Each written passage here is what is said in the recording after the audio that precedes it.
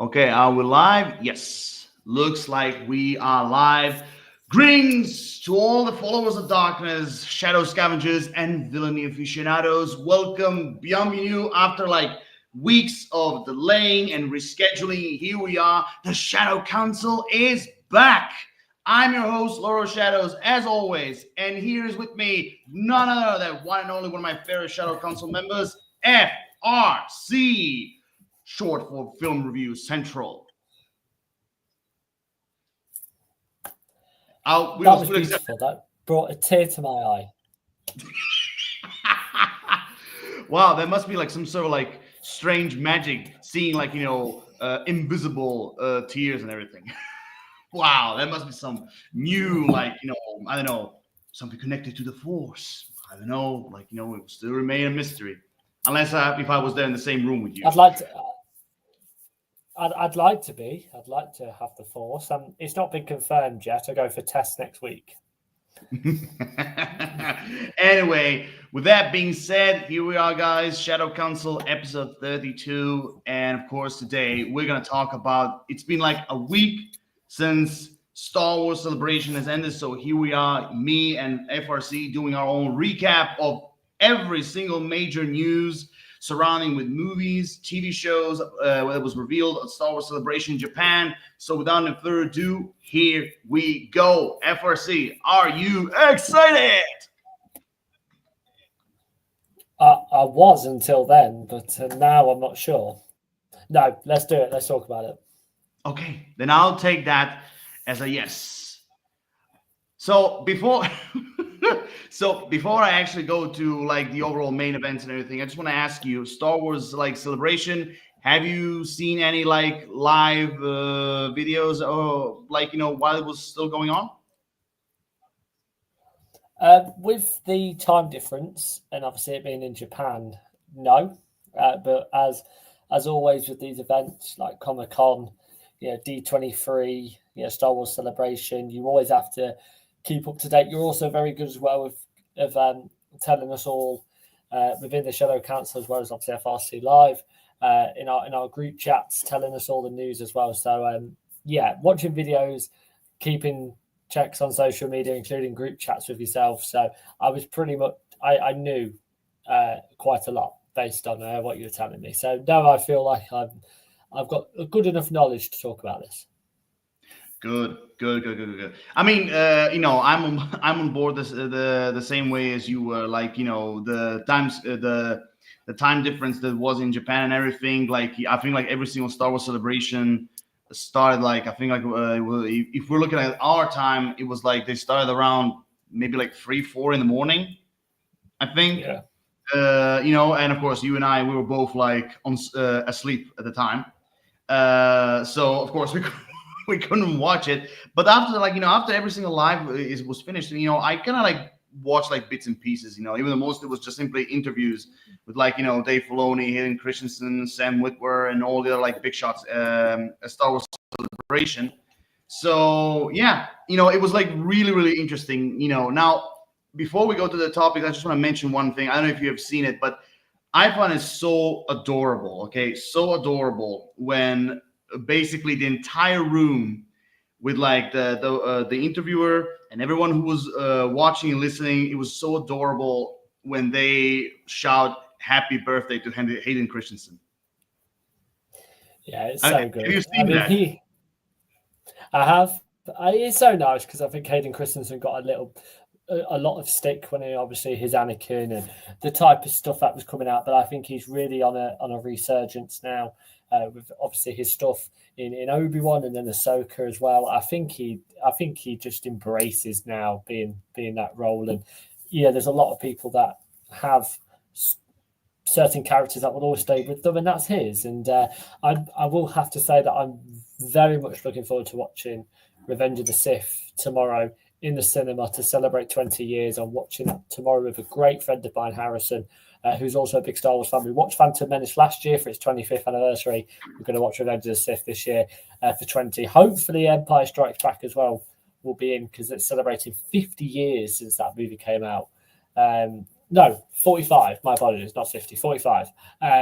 45-year celebration for Empire Strikes Back. So fingers crossed we get that later on in the year. But I'm so looking forward to seeing Hayden Christensen turning into Darth Vader. I think it's Darth Vader on the big screen. That's going to be cool.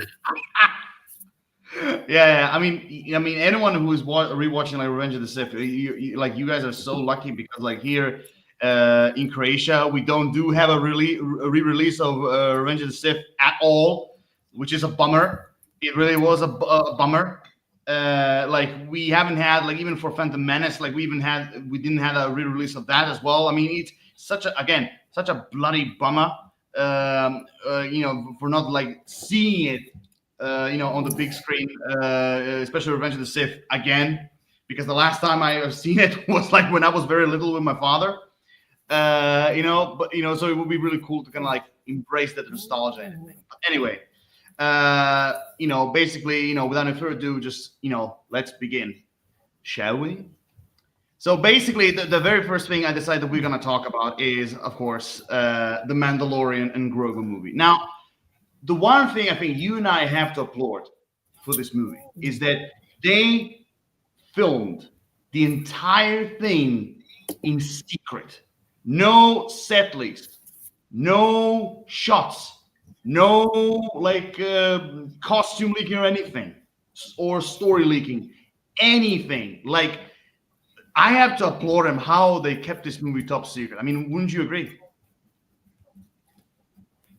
Yeah, it's definitely uncommon nowadays that kind of happens, because obviously you've got all the you've got social media outlets and people trying to, leak stuff and like leak trailers, and they make out like it's a trailer, but then like comprise little bits from other projects and do it very cleverly. So I think what they've done here is really great in keeping it, as secret as possible. And now, releasing what they want to release at an event like this for a movie coming out next year. Very exciting. Yeah, I mean, literally, I agree with you. Like, usually with every single movie that is like filming everything, like I said, we usually have photos from the set, story leaks, costume leaks, and everything. But for like Mandalorian and Grogu, we had nothing. Like, again, I have to applaud him for the secrecy. Now, I will say this: like, we didn't add too many informations about when it comes to like Star Wars, the Mandalorian and Grogu movie, because for what I basically gathered from like certain informations to like which characters are gonna be in it and first looks and everything. Have you watched the Mandalorian Grogu leak trailer? I have, but I don't really want to delve too much deeper into that. Like analyze and stuff like that. As soon as it gets released officially on the Star Wars YouTube channel, then I'll do what I do with trailers. But when it's leaky, it's always filmed really awkwardly, like somebody's like shaking the camera as they're trying to like record it secretly. So I always like to just wait for official stuff. But I have seen it. I can't really judge a lot on it. I have thoughts about this movie, which I'm sure we'll talk about later in terms of like the context. Obviously, two characters we've spent 3 seasons worth with. And obviously, you've got the information there very helpfully on the side for the viewers here about the people involved. So I think base it on that rather than some leaked trailer we're going to get in a couple of months anyway. Yeah, I mean, like basically, and it still bums me that the movie has been already filmed and completed, like production completed, I think like a year. It's been like a year since it was like everything is completed. So but basically, when it comes to the official release, now we knew it's gonna be May 2026. We already knew that. But now we actually have an official release date, which is going to be May 22nd, 2026. And oh boy, wow. I mean, Secret Wars and Mandalorian Grogu going at it. This is gonna no Secret Wars. Sorry, Avengers, Doomsday, and the Mandalorian Grogu. Secret Wars is coming out in 2027. But anyway. Avengers, Doomsday, and the Mandalorian Grogu, they're going at it. They're going to go at it. Oh my God. Like, this is going to be a battle of the Titans when it comes to box office. 100%. now the one thing I do know about Star Wars: The Mandalorian and Grogu is that John Favreau is going to direct the movie, and the script, if I recall, it was written by Dave Filoni and John Favreau, like both of them, basically.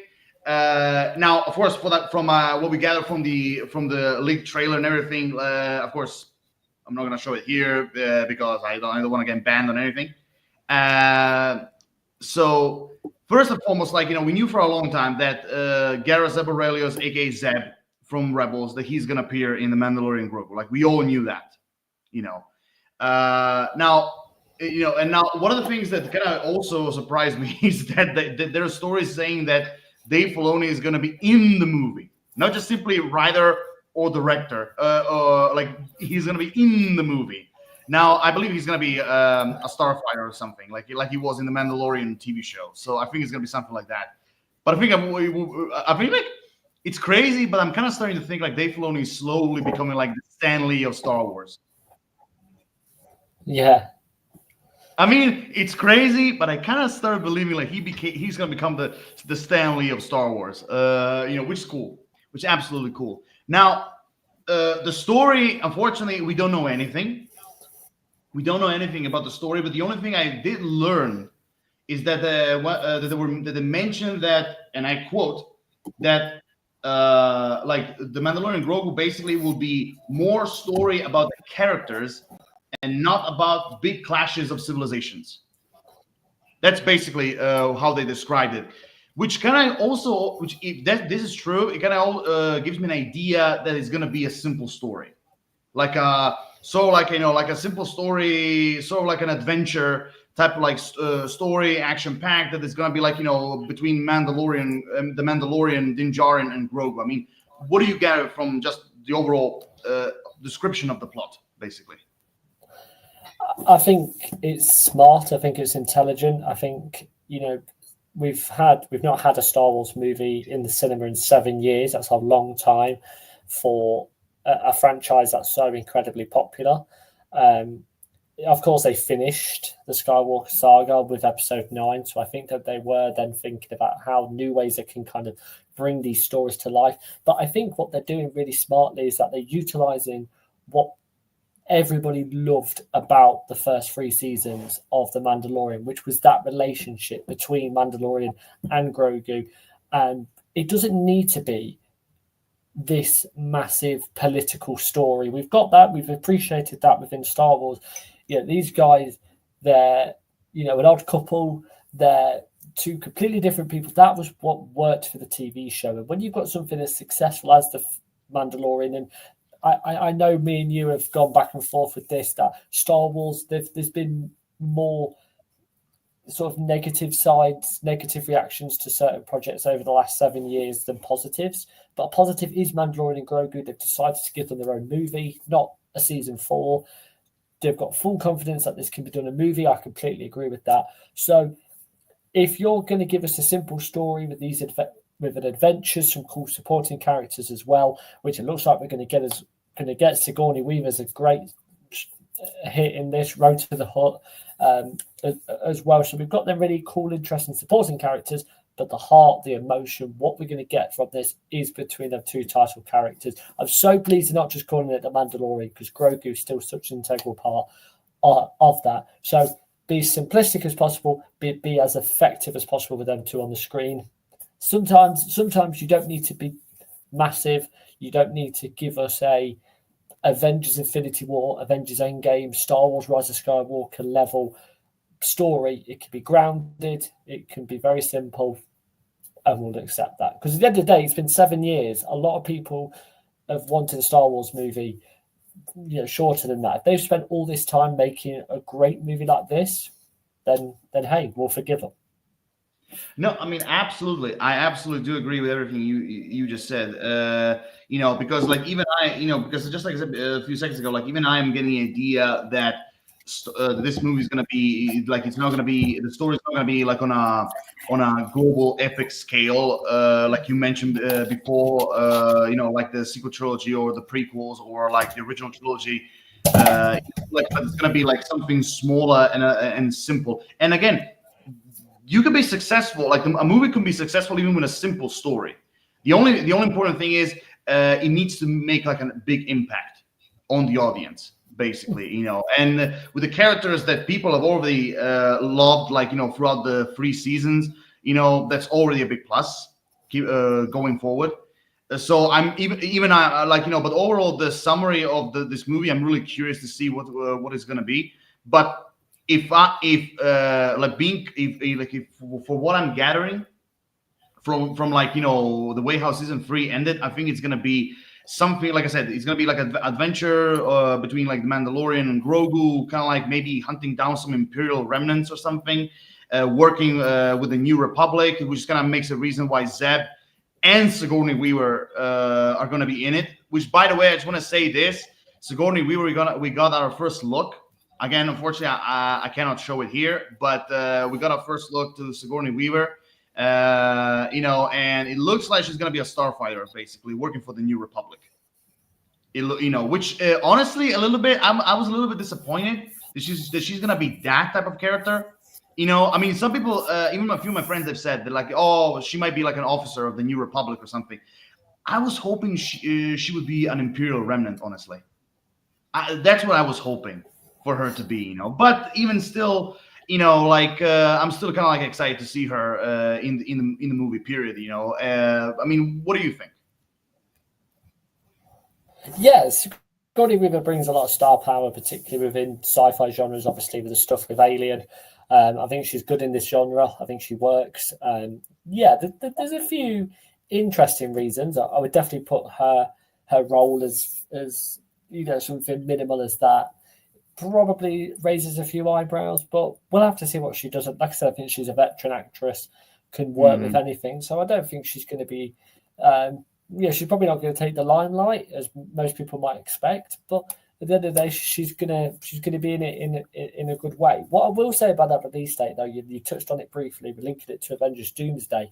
They've been really smart with this, really, really smart, because it's released 3 weeks after Avengers Doomsday. That's a long time for a lot of people to go and watch Avengers Doomsday, and just go, yeah, okay, we've had our Avengers. People that really care about Avengers Doomsday are going to watch it within the first week, second weekend. Then you can kind of save that time to watch this one in the summer movie season. But fully enough, 3 weeks after this movie is released, Toy Story 5 comes out in the middle of June. That's a massive heavy hitter as well. Obviously, really exciting for us as movie fans. But again, people are going to probably watch this movie first few weeks and then go and enjoy Toy Story. So it's in the middle of a Toy Story movie and an Avengers movie, but still got enough time to really capture people. Very, very smart, very intelligent. So I don't think that release date is as bad as people are making out, because everyone's like, how dare you release in the same month as Avengers? People have got time to go and watch both of them. Absolutely. True. I do agree on that. I absolutely do agree on that. But honestly, I will say it right away. The Mandalorian and Grogu will definitely win the battle against Toy Story 5, because we're talking about a franchise that people are getting a little bit tired of. Okay. No, I'm not trying to make comparisons with that. I just think release time. Naturally. Everybody, especially in the summer as well, everybody gets really like, oh my god, like every week there's like a new thing coming out. If you give that breath of fresh air in between big franchises, then that's more intelligent than turning around and saying, well, watch Star Wars 1 week, watch Avengers 1 week, Star Wars the next week, Toy Story the next week. You're like, whoa, it's not overwhelming people, and I like that. It's very intelligent from them. Yeah. Now, one of the things that surprised me all the way from ever since it was first announced, but now, especially seeing what I've seen from the leaked trailer, it is actually official. But one of the things that really surprised me about this movie is we are gonna get Rota the Hutt in this movie as well. The the son of Jabba the Hutt. That we haven't we haven't seen since the fucking Clone Wars movie. We haven't seen him, and first and foremost, I was surprised that we're gonna see a Hutt in this one. But most of all, you're getting someone as Jeremy Allen White to play Rhoda the Hutt, and everybody and everybody made fun of like oh how he's gonna look like and everything. And have you seen the picture of Rhoda the Hutt I have. in Yeah. the in the arena thing? Oh my god. He's gonna be buffed up as hell. Okay, to be fair, in Road to the Hutt's defense, I do remember there was another Hutt who was all buffed up in the comics. I don't recall that Hutt's name, but I do remember there was one who also had muscle instead of fat. So yeah, so Yeah. basically, Yeah. I'm not gonna. I will say, Rhoda Hutt is not the only one who has muscles. But I think like it will be really curious to see Rhoda the Hutt talk. In plain English. I mean, in his defense, Zero the Hutt was the first one, but I think it will be very refreshing. Instead of basically hearing every Hutt like going like "Chuta" all the time. I think that would be kind of refreshing. I mean, I really want to ask your opinion. Like, what do you think of like Rhoda the Hutt being in this movie in general? Yeah, awesome awesome for the character. But I think the casting's really good as well. Jeremy Allen White, I'm really a big fan of him. With it, obviously he was in the Bear, and he was in the Iron Claw as well, the wrestling movie. He does really good with voices. I think he's got great range in that. I think that could be utilized to the best possibility. So I think it's a really decent casting. In the Bear, he kind of plays this like downtown New York accent, so it's quite gritty, and I just think he's got incredible range. He's a good actor, very popular actor as well. So you've got that kind of star power coming into this, potentially bringing new eyes into this. Potentially fans of Jeremy Allen White going, "Oh, Star Wars, yeah, thank you, I'll watch that." But no, good casting, and I think having a Hutt in here as well also brings that strong level of supporting characters. Yeah, I mean, have you watched the Clone Wars anime movie? Of course I have. Yeah, well, that was the first Star Wars movie I ever watched, and I can remember that being because I was Really? younger. And yeah, well, that came out 2008. That one. So Yeah. I was remember. I'm like I'm young, mate. Like don't be that surprised. No, so I remember watching it. I having the DVD and then obviously watching the TV show as well. So that was my introduction to Star Wars. So yeah, I can remember that. So it's always awesome to have kind of a Hutt in there, kind of causing trouble as well, especially a new one as well. Fair enough. But, because I just wanted to make sure if you know who Rhoda the Hutt is. Yeah. Yeah. I mean, oh man, Imagine that. Imagine me being a fan. Imagine being a fan of this franchise, and the first project that I used to watch as a child had a Hutt in. Like, I'm surprised I'm still here liking Star Wars, honestly. Yeah. Oh my God. Yeah. I mean, like again, we don't have too much information. That's so far. That's the only thing we got from the movie. But from everything what I've gathered, I really cannot wait to see what Jon Favreau and Dave Filoni are cooking with this movie. Absolutely. And of course, it will be really great to see Grogu and the Mandalorian again. After ever since season 3 has ended. Absolutely. Now, with that being said, we're going to another Star Wars movie project that came out of nowhere, and for me, it was a bit of a surprise. I think it was a big surprise for a lot of people. But anyway, I'm talking about this Star Wars Starfighter, directed by Sean Louis, the guy who did Deadpool and Wolverine. He's doing a Star Wars movie, and here it is. And of course, on the stage, I just love the way how the director said it. Like, all the rumors you have said are absolutely true. And on the stage, you hear, you see coming no one else but Ryan fucking Gosling on the stage. And which kind of makes it official that he's going to be a Star Wars movie. First and foremost, okay, Ryan Gosling in a Star Wars movie. First and foremost, like, this is a guy I thought I would never see in a superhero movie or in a Star Wars movie in general. you know. And so I want to ask you first and foremost, what was your reaction that Ryan Gosling is going to be in a Star Wars movie? Perfect casting. I kind of put him in the same category as Jude Law, with the sense where you can see him in a Star Wars project. You can kind of see he's got incredible range like Jude Law, but I think you can just see him and it kind of fits. You know, when you just see actors and you just go, yeah, that fits within this world. As I said, he's got incredible range. He can be goofy. He can be, like in Barbie and Crazy Stupid Love, the comedy movie from about a decade ago now, which I always find that movie really funny. But then he can go into dramatic roles. He's really good in Drive, Blade Runner 2049, of course, a sci-fi world, a movie that me and you reviewed a couple of weeks ago on FRC Live. Make sure you check that out, because there's a video for that on the channel where we were nothing but complimentary on Blade Runner 2049, and he'll come into this and do the exact same job. I think in terms of his role, you can put him as probably a pilot, like a cocky pilot. I think he works. I think you can put him as kind of a warrior. That works. A villain as well. I think that potentially can work. So yeah, I think it's a really, really good casting choice, because he can lead a movie, and because this is completely new, completely original, where obviously Mandalorian and Grogu, we know of these characters and have been casted, and that's good. This is completely new. To have an established actor like Ryan Gosling in your main role will be extremely positive and really, really help the movie.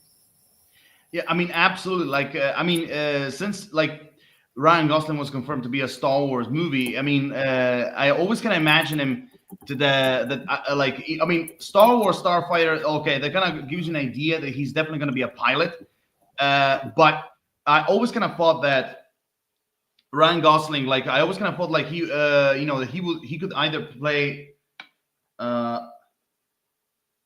Okay, yeah. I mean, I kind of always imagined like Ryan Gosling, like he will either play like either a pilot, or he could be like even playing like a scavenger or like a bounty hunter, because like, I do agree with FRC said. There's like, these are like one of the few of the roles in Star Wars I could definitely see him, even though a lot of people even mentioned like, he could be a good Jedi, kind of like a cocky, crazy, Jedi, almost kind of like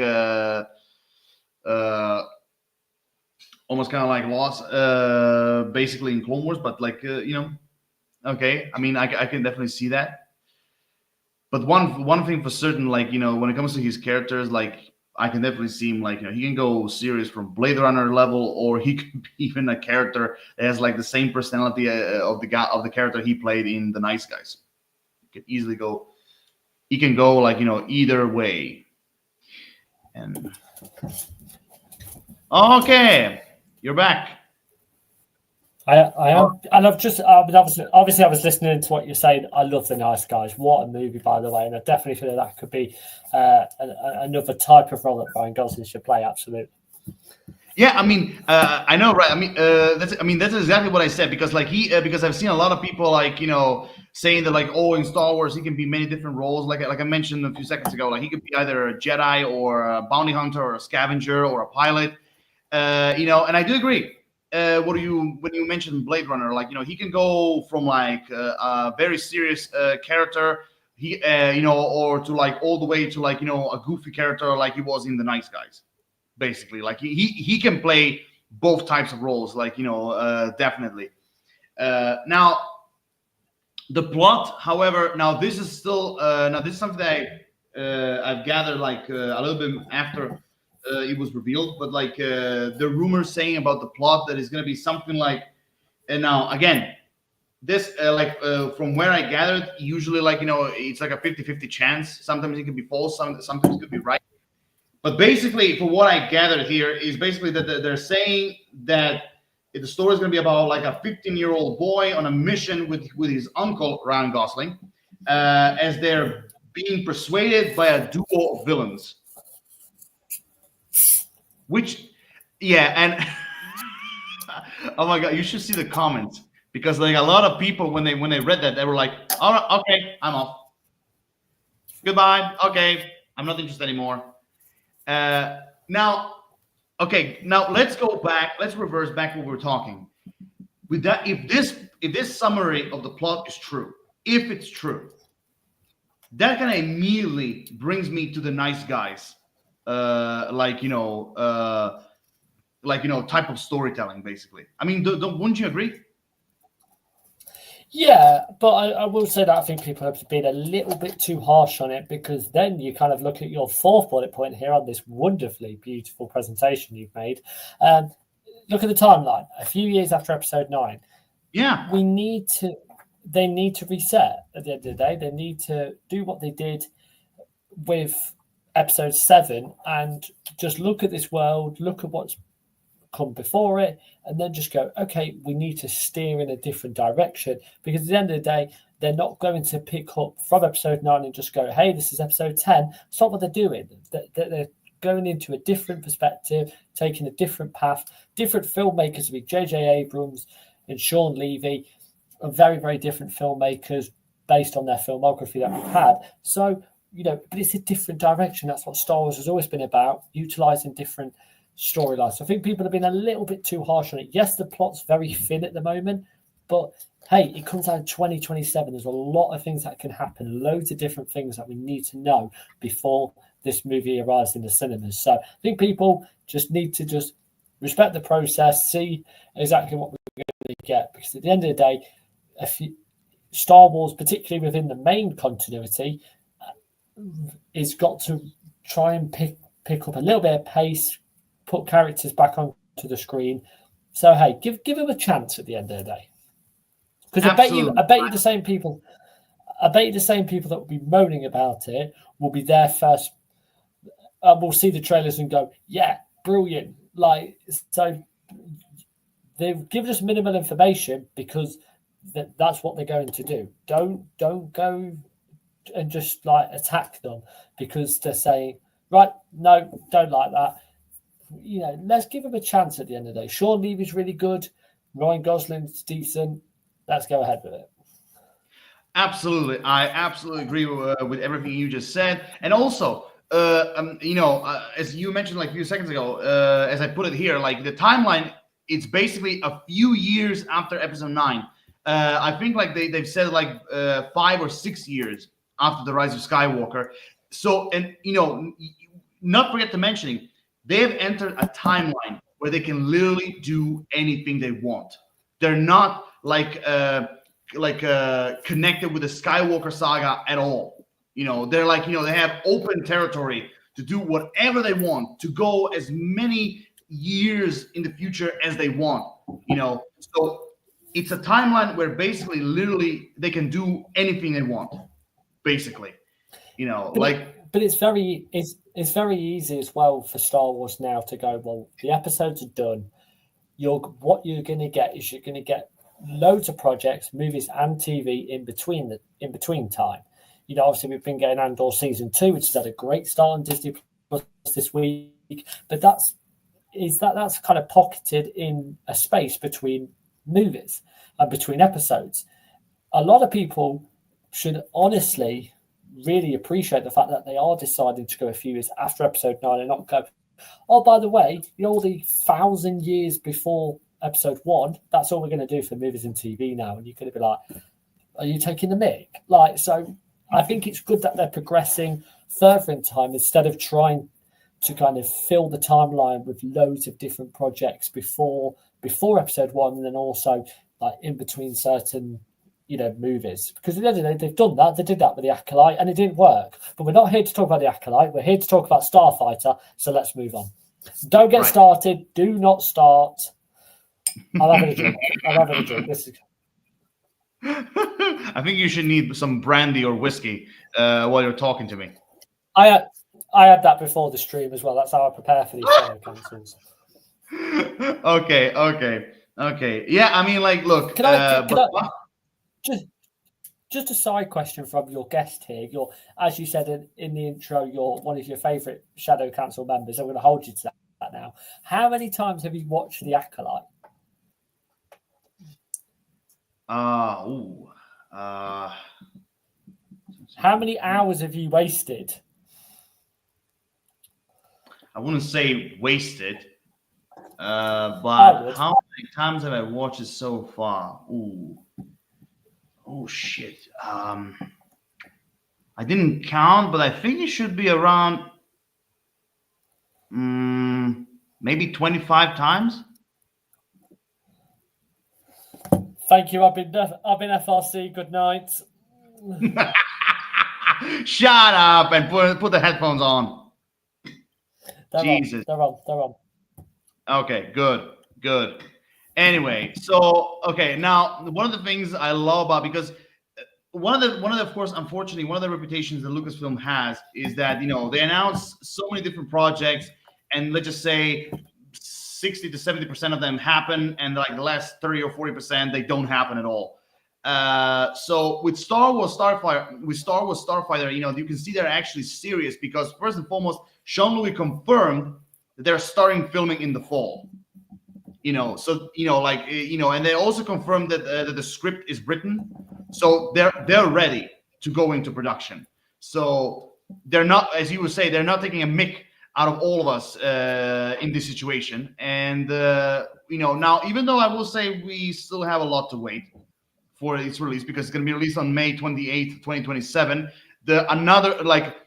The second Star Wars movie going up against the Avengers. Like, it's crazy. It is absolutely crazy. We have two Star Wars movies going up against two Avengers movies. It's nuts. Okay, I just have to say it. It is nuts. I'm going to make a bold prediction here. They've obviously put the release, probably. I know 2026 have a lot more release dates kind of sorted for next summer. So obviously they've been smart with that. We don't know how much more we're going to get in the summer of 2027 than Star Wars and Avengers. I think that I'm going to make a bold prediction now. I think this will get moved. You think Star Wars? I think it'll get moved later in the summer, probably June or July. I can definitely see, not because they don't have confidence in it. I just think with that Avengers stuff, Secret Wars, that might be a little bit risky. So personally, I think they're probably going to do it a little bit later, maybe June, July, maybe. I don't know. That's hard because, like I said, it's 2 years. We don't know what's coming in 2 years. Yep, but that's actually a good point. Like, yeah, I mean, without any questions, like a delay might actually even happen when it comes to Star Wars Starfighter, or even, and again, it's a long shot. But what if they actually even move up the movie? Maybe. I think summer's good. I think summer is really good. But if they're gonna move it, I think it will either be somewhere in June, like mid-June, or maybe early July. I think what? It'll definitely be in the summer. I can't see this movie kind of dropping into the full movie season, only because obviously they did that with the episodes. It worked fine, but I think if you're going to get people on board ready, it can do some good stuff in the summer box office wise. Absolutely. Now, one of the things I do now, I don't know if you're familiar with this, but like one of the things I found really a really big coincidence is that how they named this movie out of actually one of the old and really well-known Star Wars video games. That's one of the things I'm kind of curious, like how they named it Star Wars Starfighter, exactly just like the game was. I'm literally right here. I'm literally like that teacher in The Incredibles. Coincidence? I think not. What? I didn't know Edna Mode was going to come into the stream as well. You have the same glasses as her, I'm noticing. Yeah, they had to be more round or something. Yeah. Although I'm not bald yet, so no capes. Well, in this case, will be no lightsabers. You just ruined that line. I know. Sometimes I do that. Also, one of the other things I found out about Star Wars Starfighter is that Sean Levy and the others have confirmed that it's not going to be a sequel or a prequel. It's going to be a standalone movie. Like, it's not going to be a trilogy or a duo. It's going to be a standalone movie. Period. Which just like Rogue One or Solo was. Which I think like for a movie like this, I think like a standalone movie would work just fine. I think like I think like you don't always have to do like a trilogy or something. Like like I think like Star Wars standalone movies can also work. In a movie theater. I mean, just look at the Rogue One, for example. Well, Rogue One obviously has spawned 2 seasons of Andor, which fair enough. Is easily, in my opinion, the best Marvel Star Wars Disney. Because we talk about Avengers, Star Wars Disney Plus show, Andor for me is clear the best Disney Plus show for Star Wars. So surely we can say that, and it might be a standalone movie, but let's just see. If you've got a popular character, I think Disney will say, by the way, making a TV show, and Sean Levy will be like, yeah, great, cool, get me involved. So I definitely think there could be a possibility we'll get like a Disney Plus show, because that's what they're doing for Marvel. That's what they do for Marvel. I mean, look at Hawkeye. I mean, Hawkeye spawned Echo, and you're just like, that's purely because people responded to that character. So I think projects like this can spawn other projects, potentially not movies, but they've got a streaming service as well they need to utilize as best as they can. Yeah, and the last thing I've learned is that they're saying that some sequel characters might appear in Star Wars Starfighter. Now, let's just say, for instance, some sequel characters appear. Now, if Star Wars Starfighter is going to be what you and I have predicted, like I said about pilots and everything, which sequel characters do you think might appear in Star Wars Starfighter, if they ever going to appear?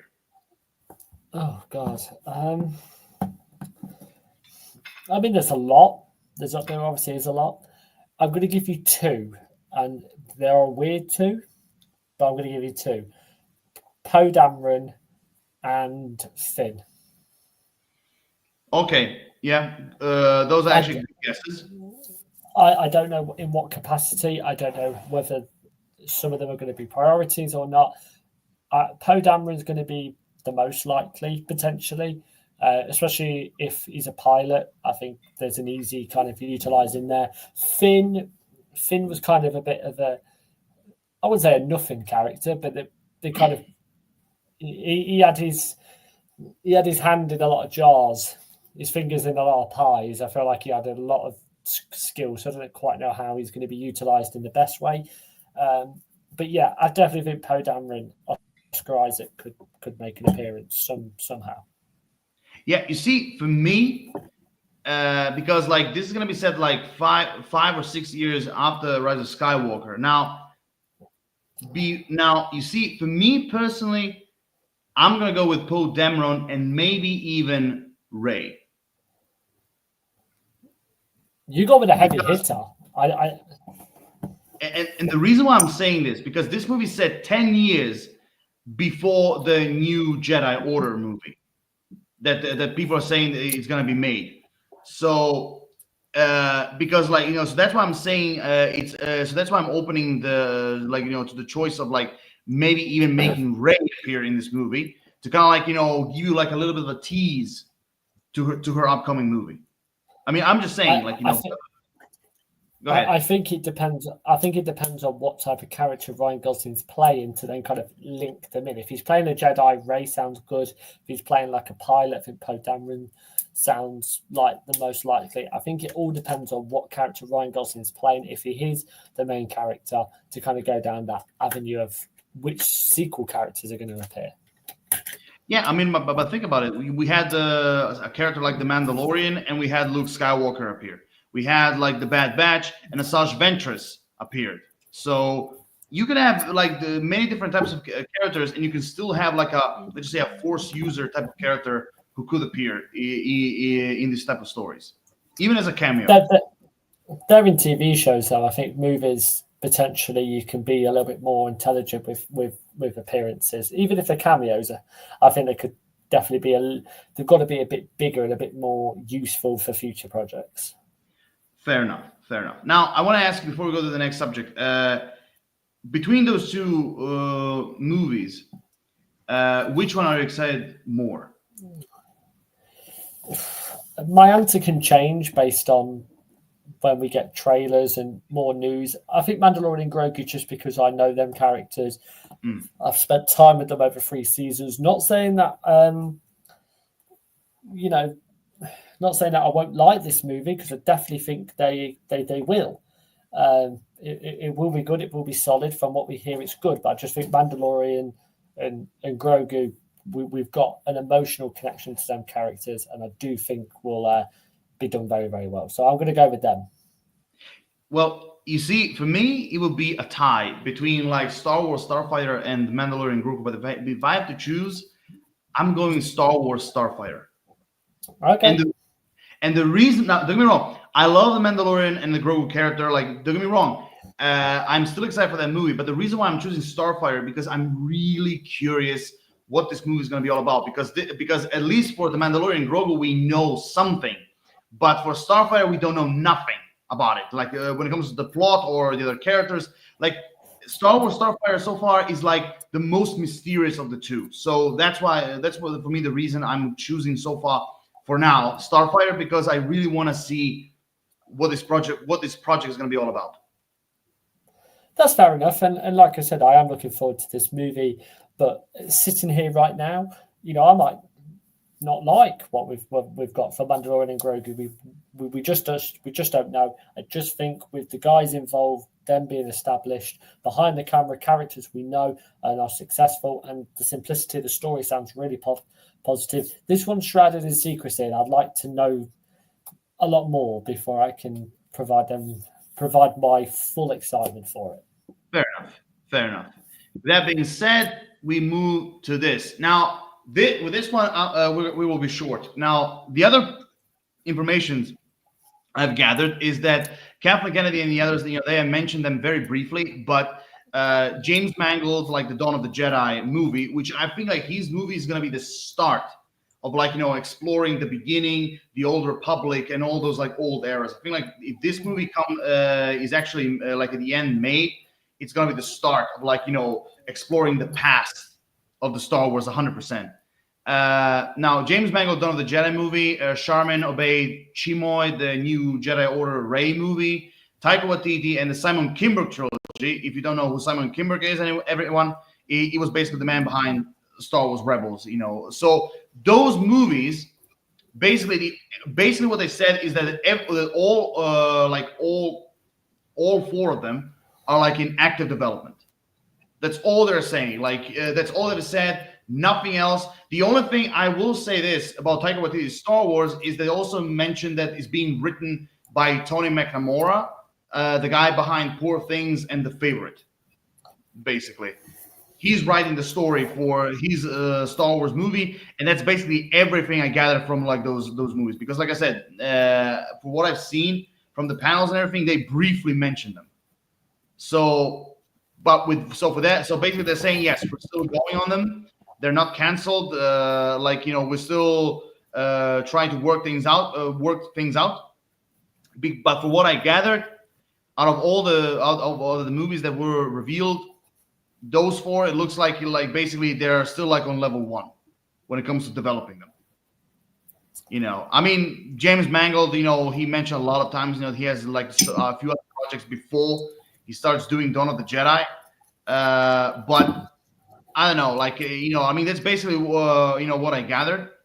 But I want to ask you this, okay, for these like projects, like Simon Kinberg trilogy, Taika Waititi's Star Wars movie, Sharman Abides, New Jedi Order, and the Dawn of the Jedi from James Mangold. I want to ask you a question. Like, of all these Star Wars upcoming projects, that Kathleen Kennedy said they're in active development. Which ones do you think they're going to be made?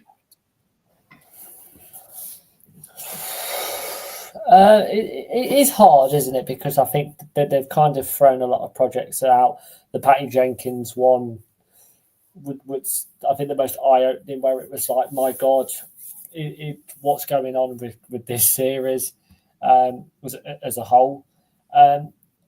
I think James Mangold's will be made. Obviously, his link with Lucasfilm and the stuff with Indiana Jones. Obviously, he directed the last Indiana Jones movies. He's a phenomenal director. Ford versus Ferrari and Logan. I mean, these movies are phenomenal projects.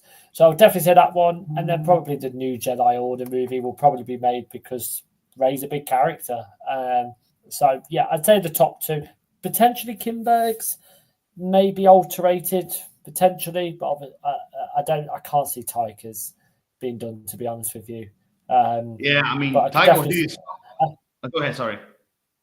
I'm just going to say that I think the top two has got the biggest chance, both with the characters that it looks like it's going to explore with Rey, exploring her journey, and then Mangold's movie. I think Mangold gets stuff done and gets it done to a high quality. Yeah, I mean, I agree because, like, for me personally, like, I mean, Taika Waititi's Star Wars movie has been through a lot of different changes, a lot of different writers, a lot of different scripts. Like it started to become literally like a Frankenstein project, literally. So unless I see some like actual changes when it comes to like if it's like concept arts or summary or something. I'm taking Taika Waititi's Star Wars movie to be like the first one on a boat trip towards cancellation, like definitely. Now, for me personally, like the biggest chance out of all of them, honestly, for me, if they're gonna be made, is definitely James Mangold Dawn of the Jedi movie because I still believe he's gonna do it because when it comes to this movie, and the second one is the Simon Kinberg trilogy. I think those two are gonna be made. And also the new Jedi Order movie. Like I mean, I really liked Rey's character. I thought she was interesting and everything. But like with even like her, even this movie went through a lot of different changes, a lot of different like from writers and everything. Like creative differences. Even this movie went through a lot. So for me. Like until I see some like actual official proof or anything, like I kind of have a feeling that this might go bye as a project. Even though personally, I do hope that it's made. So far, I'm going to choose Simon Kinberg trilogy and James Mangold Dawn of the Jedi movie because those two, when it comes to their Star Wars projects, they deliver. Even if it takes them like a long time to do it, like they usually always deliver. So. Those are my two choices. Yeah, I think, and I think what you're saying about Taika's products going through a lot, I think it's one of them where you can only have so many chances. You can't keep just reinventing the wheel. It's like, oh, this project don't work. What about this one? What I will say about the information you've got at the bottom there about Tony McNamara, I've not seen The Favourite, but I've seen Poor Things, very well written movie. So that might get it over the line. Two movies that were very successful Oscar-wise, which isn't the sole reason why a movie should be made by somebody winning an Oscar. I mean, how many movies have won Oscars which potentially shouldn't have? Also known as Suicide Squad.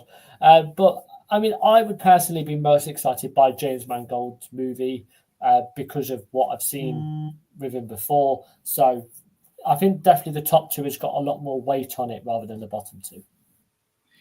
Yeah, I get you. But on our surprise, it could be even there could be even a chance that all 4 projects are made. I mean, who knows? I mean, anything is possible. Absolutely. I mean, some of my friends even said that now that Tony McNamara is writing Taika Waititi's Star Wars movie. Some of my friends, they even said, like, maybe now there's a chance for this movie to be made, like maybe now, because like, they've seen Poor Things and a few of my friends, they've seen The Favourite as well. So they believe they got on their hands like a really good writer to do this movie. So who knows? I mean, anything is possible. But so far, I'm sticking with James Mangold's Dawn of the Jedi and Simon Kinberg trilogy. I think like out of all of them, those two for me had the biggest chance to actually complete their project. What I will say is I think it's harder sometimes to get a writer that is happy on utilizing the project feels like their strengths can lead to a really successful movie. I think directors can come and go, but if you've got a solid writer who's got previous experience with making very successful movies, that's where that sometimes it's worse getting rid of a writer than it is getting rid of a director, because directors can have different visions, but it's the writer that's got to be as solid as possible. Yeah. Okay. Yeah. Fair enough. I do agree on that. Now, with that being said, we go with another TV. We go to another our first actually Star Wars TV show news. Now, a show that you and I had some disagreements when we did our season 1 review. And of course, I'm talking about Well, I'm not saying it wasn't like a Battle of the Titans like we did with the Acolyte, but we had some disagreements on a show. What I will say, if anybody tells me, if somebody asks me, rather, shall I say, to rank the Star Wars Disney Plus shows, this would be third. This would be my top 3, I'd say. Ooh, so okay. I mean, I can't imagine. I mean, I'm not going to put Boba Fett or Acolyte in there. Skeleton Crew was solid. That was solid. But yeah, I'd say I enjoyed Ahsoka for what it was. Great. That's really great to hear. Anyway, Star Wars Ahsoka season 2. It was announced, even though for anyone who doesn't know, season 2 was announced in, I think it was early 2024. I think it was when it was actually announced that season 2 is happening. And now on this Star Wars Celebration presentation, we finally got an official some information when it comes to the upcoming Star Wars Ahsoka season 2. The first thing I will say is that even that Dave Filoni and others have actually indeed confirmed that Ahsoka will start filming basically this week, around this week, once they return back from Japan. So, now did they actually start or not? I don't know, but they did say that it will start filming around this week. So maybe it started, maybe not. I don't know. So, but the one thing for certain, they're gonna start filming pretty soon. So that's already a confirmation. And I will say this: just like the Mandalorian and Grogu, Ahsoka also was a project that was filmed so much in secrecy, no leaks or anything.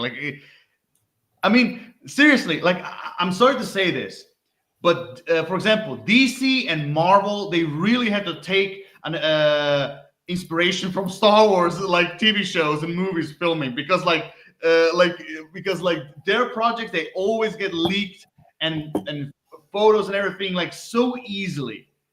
They should really take Star Wars as an example, how you can do it in secrecy. I'm just saying. I'm sorry, but it's a fact. I don't think DC are too bad. I think Marvel's the big problem. I think Marvel just seem because they've just released things so quick, and it's they'll make a show out of anything or try and get people excited for something. So I don't think DC are too bad. I think obviously James Gunn now I think is working really, really hard to kind of keep things as best as possible. So yeah, I wouldn't say that DC are too bad. Marvel are terrible, because I feel like we just get more and more spoilers every week for a project. I mean, Thunderbolt's released 4 official clips from that movie. It comes out next week. Just hold off. It's ridiculous. I mean, honestly, I've seen the first 2 trailers. I haven't seen the final trailer, and I haven't seen any of the clips at all. Yeah, but it's hard. It's hard though, because we watch so many stuff. We watch so much stuff. Sometimes you just it catches up to you where you just go I'm in the wrong place at the wrong time. Don't want to see this trailer. I'm gonna have to. Yeah. Also, what? Oh, sorry. Go ahead. No. You go. I was finished. Yeah. Also, one of the other things they have mentioned, now actually they made it official with Ahsoka season 2, is that Hayden Christensen will return as Anakin Skywalker in season 2. Now I know this story was going on around for I think for a few months already. But now we have it's official. He's coming back. I mean, the way how season 1 ended with his Force Ghost and everything, it kind of makes sense that he's gonna be around for season 2 as well. For sure. Even though a lot of people have been saying wait a minute, so he can appear in front of Ahsoka and he's looking over her and everything, but he's doing shit for his son. I'm like, oh my god, that's so low. That's so low. Like, oh my god, oh my god. I mean, when I saw those comments, I was like, no comment, no comment about that. Yeah. Anyway, so those are like some of the other news. We also got some information that there's going to be a lot of like Mortis and Mortis gods like references in Ahsoka season 2. I mean, there were some rumors that they might even appear in Ahsoka season 2, which I think will be cool. But if we're gonna have some of the Force wielders, the ones, the architects or whatever, if we're gonna have them appear in a season 2, I do hope they get Sam Witwer playing the Sun. I do hope they got him because he voiced him in the Clone Wars, and I hope they get him playing the character. I'm just saying, But I mean, I want to ask you this, like, I mean, from Ahsoka season 1, from those statues, you saw that we're gonna get some Mortis elements in season 2. So I'm someone curious. I mean, what do you think? Like, what do you think of like the Mortis elements getting involved in season 2? I mean, what do you think about it? I think I don't know a lot about it personally, so I can't really speak in detail, as I'm sure you will. But I definitely think that adds a different edge, a different style to this show, kind of building on what season 1 did. Like I said, I was really positive about season 1, and I definitely think that was a really cool end. I think it was interesting the way that Baylan Skoll was left within that. So yeah, I definitely think that it's got real potential. With adding some kind of uniqueness to it, but to the show, but then also kind of utilize something that's been so positive and well received in other Star Wars formats. Yeah, I mean, I absolutely agree on that. Also, speaking of Baylan Skoll, I mean, I don't know if you've seen this, but like, I've seen like clips of like when Dave Filoni was talking about Ray Stevenson during Ahsoka panel. And oh my God, the guy was getting so emotional when he was talking about Ray Stevenson. I mean, God rest his soul. I mean, like he went off this earth way too early for me. Because the one thing that really breaks my heart is that even if there's a lot of people who didn't like the Ahsoka TV show, they will tell you that their best part was Baylan Skoll. And like it's breaking my heart that Ray Stevenson died before getting all this love from Star Wars fans, because I can tell you they would have worshipped his grounds because the way how he portrayed Baylan Skoll. I can tell you that, and I'm so sad, and it's so sad that he missed on that because of his passing, So I really like that homage they played on Ray Stevenson. I mean, I just want to ask you this, like, before I go to the main thing, but I mean, what did you thought of, like, in general about Ray Stevenson as Baylan Skoll in season 1? Yeah, really, really good. I think he got the villainous role straight away. I think he utilized that. Obviously, he wasn't the main villain in the show. Thrawn was, so I definitely think there was that competition element there. And I think he utilized it really, really well. So, I don't think, any Star Wars fan is not sad with his passing, and the fact that this character seems like it's going to have a bigger prominent role in season 2, the fact that he's not there to kind of be a part of it.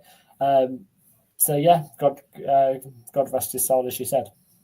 Yeah, I mean, Dave Filoni even mentioned that at the time when he heard of his passing, like he, even because of him, he actually he was even willing not to continue with season 2 because of him, like, because I mean, he definitely tells you how much of a connection they had during the production of season 1. You can feel like in Dave Filoni's speech. But with that being said, it is finally official. There were rumors, but they finally shown that Baylan Skoll is going to be recast in Ahsoka season 2, and they got Rory McCann, aka the Hound, aka the Buyer, as Baylan Skoll. And I will tell you this first and foremost: the guy was one of my candidates to replace Baylan Skoll. He was one of my candidates. So when I got the news, and have you seen the picture that was shown of him as Baylan Skoll? Yeah. I mean, first and foremost, he looks so damn good as Balin Skull. He looked awesome. He looks good. I'm not sure about him as an actor from what I've seen, only because I think the roles he's played, they're very limited voice-wise. Any villains he's played, he's always seems to have this type of like very kind of quiet villains where I don't think you can do that with this type of character. So I'm a little bit worried about that. But I think he looks great. So I think he'll definitely rise to the occasion. But he was also in Jumanji as well as a villain. He was kind of, very limited in that one. So yeah, I'm not sure, but we'll see. Yeah, and like trust me, he can pull it off. Like he can pull it off. Like especially like the biggest example for me was like when I first saw him in the Game of Thrones as the Hound. Like the way how he was portraying that character, he could pull it off. When it comes to like that serious tone and the presence and everything, like he can pull it off. And also the one thing that also got me was like that when I found out that Rory McCann and Ray Stevenson were actually really close friends. And they even, I heard even somewhere, I don't know if this is true, but I even heard somewhere that they even asked the widow of Ray Stevenson to give like the approval for him to play the role as Balin Skull, And the other things I've heard is that he's gonna pay homage to Ray Stevenson, like he's gonna keep some of the elements that he did when he was playing the character, but he also is gonna bring something of himself in the role as well. But again, which also kind of gets me a little bit emotional, like like I said, him being a friend of Ray Stevenson, and for what I've heard, Dave Filoni even mentioned it, that he really took the Balin Skull role very seriously. Rory McCann, like he took it very seriously, and that he's gonna give its best when he's gonna portray Balin Skull. So I do have faith in him. I really do.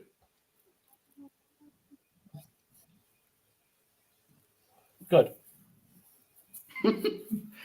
Short and sweet. Good. Anyway, so with that being said, also they've confirmed that there are going to be a few other characters like returning. Like, for example, we have a confirmation that Zeb is going to appear in Ahsoka season 2 as well, alongside the Mandalorian and Grogu. I mean, the movie, because he's going to be in there as well.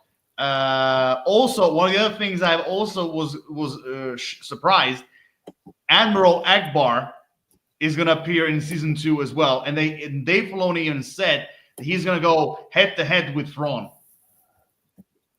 which is going to be very interesting to see that, because he only briefly appeared in Ahsoka season 1 as a cameo, like when they were like in court, when they were like trying to court martial Hera Syndulla. He was there. So actually being an actual character in Ahsoka season 2, I think this is going to be amazing. I cannot wait to see Admiral Akbar in action. The guy, who created one of the greatest memes in history. It's a trap. And also, exactly. Also, one of the other things I've seen that also was confirmed that we're going to see Hera Syndulla returning. We're going to see Ezra Bridger returning as well. They did also mention. Have you seen the Ahsoka season 2 leaked trailer? Same with Mandalorian and Grogu. I try and stay away from that. So no, I haven't seen that one particularly. Just because I don't know. I don't know whether I've been a little bit bad on this, but it's just I don't care for them. I just want to see it official in HD on my phone or on my TV on YouTube and be happy with that. But I got you. Yeah, why am I missing something like that? No, I just want to say that the reason why I was asking, because like I've seen the leaked trailer, because like it was spread all over Twitter, and I actually got a chance to see it, and it was actually pretty cool because it was done in the same way as they did the old trailer for Empire Strikes Back, where basically someone is like narrating in the background, and like they've shown like a lot of like different concept art pictures and everything. Like it was a cool trailer. It was a kind of a cool trailer, and there was a lot of concept arts shown during the trailer a lot. But from what I gathered, like I said, I've seen that we're gonna see, like I said, Akbar. We're gonna see Zeb. We're gonna see Hera Syndulla returning. We're gonna see Ezra Bridger returning. I've seen a lot of Thrawn. I've seen some like Night Sisters, like concept arts as well. Ahsoka and Sabine. Like there was a lot of things going on in the trailer, what I've shown and everything. But I do agree. Like I do agree. But I still say it was a nice little taste. But I still, thought it was kind of like, cool the way how they did it. But I'm with you. Like until I see like an actual teaser trailer or official trailer, like I'm gonna like step back a little bit for sure. Now I want to ask you this: what is your opinion of all these characters, like coming to season 2, like from Zeb, Admiral Akbar, Hera, Ezra? Like what do you think of that?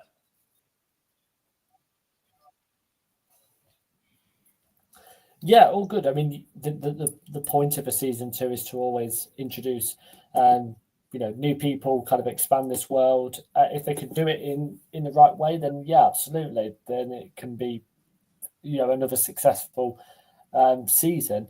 But a lot of shows sometimes are very, very careful with obviously who they put in a second season.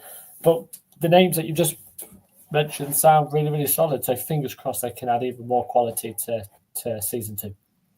Yeah. Also, they mentioned kind of like briefly about Thrawn and his kind of like role he's gonna have in season 2, which is basically kind of like wrecking havoc across the galaxy, and for the New Republic, and kind of like gathering his Imperial Remnants army and everything. So that I mean, that's what kind of like briefly what they mentioned about Thrawn. Which is kind of like what we imagine after seeing the end of season 1. That's basically what he's gonna do and everything. Now, but here's the interesting part.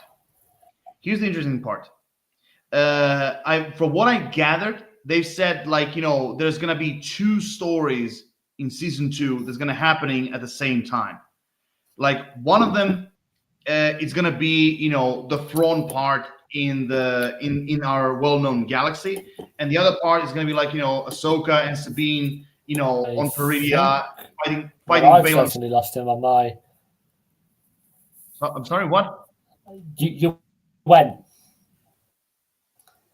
Okay, can you hear me now? Oh, I think we might have lost him again.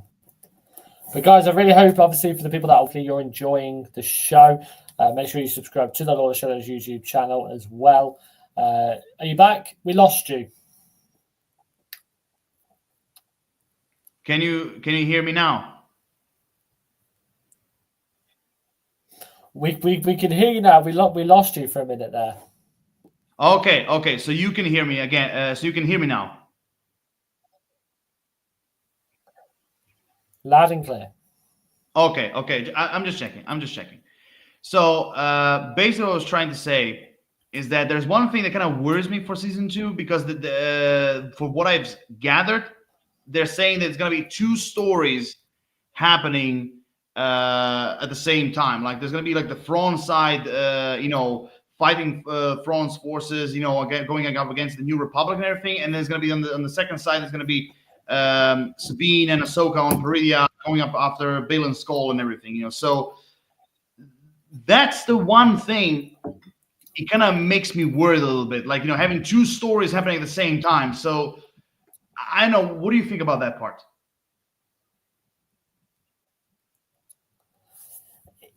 It's fine. I wouldn't worry too much. I think what a lot of people generally worry about is that dedicated time, whether certain storylines get taken over a little bit potentially. So I definitely wouldn't say that it's a massive worry if they utilize it correctly. I mean, like, look at the way it's done for Stranger Things, where there was like 2 or 3 different storylines going on at the same time, and they utilized it. Obviously, I know that show had a ridiculous runtime per episode, but if they utilize it and give enough time to every single storyline, every single moment, using all 8 episodes to really do with what they can do with this, then yeah, fine. Okay, okay. I just wanted to hear what you think about it. So, and the last thing I've heard was, that season two is going to be 8 episodes long, and of course, like as the first season, it's all being written by Dave Filoni. Of course, when you have Ahsoka that is basically his baby, of course, it's going to write all the entire story just like he did for season one. Of course, you know. So yeah, and one thing I will say, I do hope. Okay, I do hope because if you're gonna have those type of stories, because Rosario Dawson and the others have said that season two is gonna be basically like a war movie, basically. So if you're gonna have that type of element in season two, I do hope that the episodes they're gonna be a little bit longer in season two when it comes to length,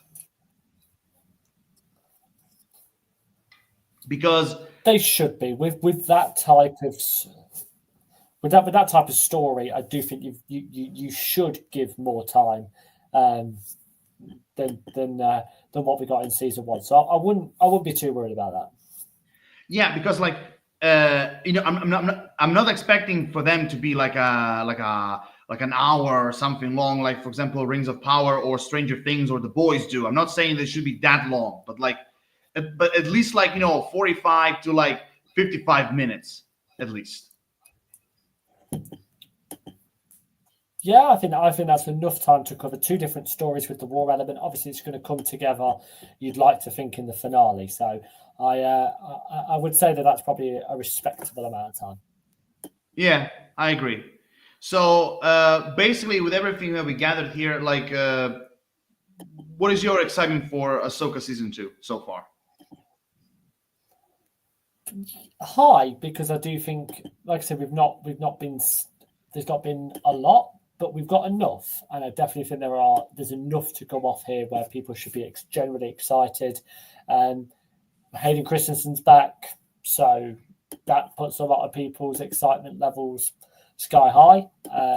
So I wouldn't worry. I think a lot of people are going, well, can this work for a second season? Hey, Star Wars have been really good because they've only gave certain shows 2 seasons: Mandalorian, Ahsoka, and an Andor. And hey, that's my top 3 favorite Star Wars Disney Plus shows. So I'm happy. Let's do it. Okay, okay, fair enough, fair enough. Now, my last question for you is this. Now, let's just say that they've started filming this week. Let's just say they did. Okay. Uh, what do you think the release date is going to be? Do you think, first and foremost, do you think it's going to be 2026 or 2027, or if it's gonna be 2026, at what time do you think it will be released? See, I was going to ask you the question and hope that you kind of had a bit of information or you've kind of seen something. I definitely don't think it'll be. Do you know what? I'm going to say late 2026. I don't think they're going to rush it. I'd like to see them potentially do that.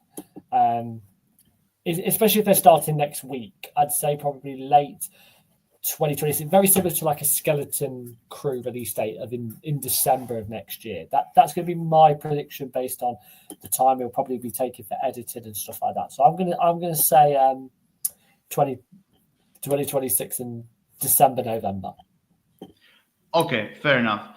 For me personally, you see, Ahsoka season one, when they first started filming, it was also in April, just as they said for Ahsoka season two. So if they're gonna start in filming in April, at least if they started this week, or even if they started next week, it's not a big of a difference. But season one lasted, I think, was 5 or 6 months to film.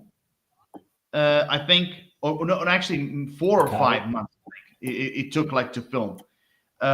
So my guess on it, like you said, December. I think my guess, I still think it's gonna be released in 2026. I don't think it's gonna be released before the Mandalorian and Grogu. That's no way that it's gonna be released before that. No. So my guess, it is going to be released in the summer of 2026, and I think it is going to be the same August release, just like it was for season one.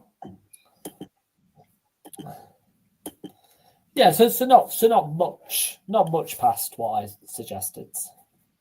Yeah, I mean, that's basically what I think. I mean, it could be December, just like you said. It could be December 2026. Some people are saying, oh, early 2027. No, I don't think it will take that long. But my guess is going to be, actually, to make it more interesting, if it's going to be, I think it's going to be the last week in August or the beginning of September. Okay. That's my guess. September's always a decent release date because nothing seems to come out like September time. September is probably. I was having a conversation with a friend over this, so slightly changing the subject. But I think there are in a 12-month year, September, January probably the 2 months where nothing seems to come out of high quality. So if Ahsoka can give us like maybe a September 26th or a January 2027 release date, then months will actually be worth it in excitement levels, because them months always seem to be they just seem to have nothing exciting. So yeah, I definitely say September sounds good to me. True. Now, with that being said, let's start with a topic of a Star Wars project. It's going to be released very, very soon. And I'm talking about Star Wars Tales of the Underworld. Now the only thing basically that happened on Star Wars Celebration when it comes to this particular TV show is first and foremost, like, did you watch Tales of the Jedi and Tales of the Empire? Of course I did. Good. So basically, the only thing that happened for this particular TV show is basically that the first episode was released. Basically, they had like a first episode preview, basically, and also Dave Filoni kind of like was talking about, like, the overall Tales series and how much it means to me, it means to him, this particular project, and kind of like the overall liberty he has, like, when it comes to, like, where they can go with, like, certain characters, where they can explore, and so on and so forth. So it was a very short like panel, but it was still like kind of like interesting to see. And also for like the first episode, now there were a lot of information that I gathered from like the first episode. First and foremost, for a lot of people have said they have complimented Tales of the Underworld when it comes to like animation and episode wise. A lot of the people were actually blown away for what they've seen. Now there are like some informations from, like I said, Tales of the Underworld that they have shown. Now I don't know if you want to hear it, or you want to keep it like, spoiler free, just for yourself to see it. It's your choice. I'm fine. Yeah, no. Do tell me, because I'm on a stream. I don't want to ruin it. So yeah, tell me. Okay, so basically, from what I gathered, the episode basically picks up right after the Dark Disciple storyline, which was supposed to be a season for Clone Wars, but it was later on turned into a book. And basically, it gives an explanation how Ventress lives, basically, and also kind of like involves like around like it skips like several years in the future and basically focuses on like Ventress as she's trying to protect like a young Order 66 survivor from like this new Inquisitor, if you have seen from the trailer, basically. And also it was kind of like mentioning like the young Jedi kind of like also mentioned kind of like the path, and also they was started by Quinlan Voss. I mean, that's basically what I gather from like the first episode. So it kind of basically. I love Tales of the. Oh, go ahead. Sorry. No, I was just going to kind of say my overview. I think these type of stories are really, really intelligent using the animation style. I think it's always really, really positive. Star Wars has done such a great job with using animation, whether it was the Clone Wars, Bad Batch. I think these individual tales Obviously, shorter episodes. I absolutely loved Tales of the Jedi. I think that was a fantastic show. I think Tales of the Empire was also solid as well. Not as good, but solid. This one, it is very, very intriguing. I think this can be dark, gritty, type of animation, which I think Star Wars seem to work with really, really well. I'm looking forward to this coming out, and it's on Star Wars Day. I mean, if you don't watch something related to Star Wars on Star Wars Day, what is wrong with you?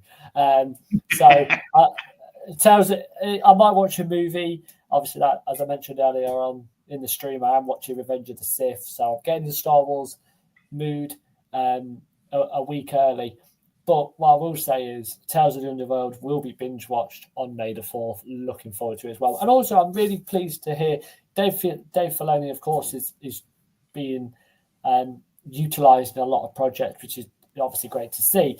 But what I liked about the way he was talking about this series is that his passion for it. His passion was so evident when he was talking about this and getting people really excited. If people weren't excited about this show, just listen to his speech and then I think you'll think the opposite. Yeah, I mean, he basically says this, and I quote, "It's a special series to me because not only do we get to further these characters, but I get to develop internal artists within Lucasfilm." There we go.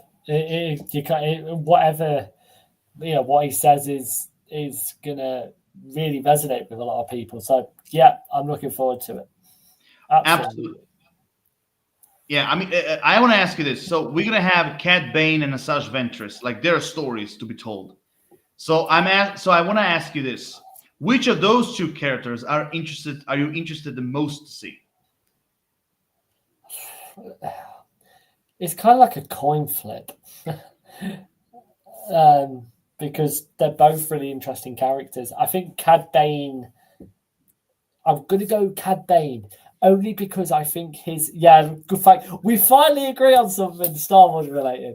I just think the Western type of Star Wars has always been really intriguing. Sometimes it annoys me sometimes when Mandalorian gets compared to Westerns, and I'm like, it's not Western enough. He is Western. Like, he is like the outfit, the look, the way he like talks. You just think, yeah, chuck him with Clint Eastwood, and remake The Good, the Bad, and the Ugly with Cad Bane in.